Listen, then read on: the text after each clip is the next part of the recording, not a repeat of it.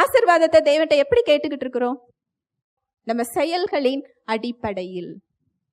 நான் இதை செய்கிறேனே, நான் இந்த செயலை செஞ்சிருக்கிறேனே, எனக்கு அது தெரியுமே, நான் நல்லவனா இருக்கிறேனே, நான் நல்லவளாக இருக்கிறேனே, யாருக்கும் எந்த அநியாயமும் நான் செய்யறது இல்லையே, இந்த அடிப்படையில் அந்த சுகம் என்ன செய்யப்படல, கொடுக்கப்படல.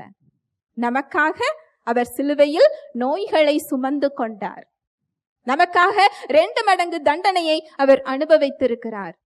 மனித ரூபமே இல்லாமல் இருந்தாரா? கடைசி சொட்டு ரத்தம் வரைக்கும் அவர் அங்க என்ன செஞ்சிருக்கிறாரா? சிந்தி இருக்கிறார். அவருடைய சரீரமாகிய திரை அங்கு கிழிக்கப்பட்டிருக்கு. நமக்கு சமாதானத்தை உண்டு பண்ணும் தண்டனையை அவர் ஏற்றுக்கொண்டார். அதனால் நாம் விடுதலையாக்கப்பட்டிருக்கிறோம், அதனால் நாம் சுகமாக்கப்பட்டிருக்கிறோம், அதனால் நாம் ஆசீர்வதிக்கப்பட்டிருக்கிறோம், அதனால் நாம் நீதிமானாக்கப்பட்டிருக்கிறோம், நம்முடைய செயல்களினால் அல்ல. ஹல்லேலூயா, பிரைஸ் தி லார்ட்.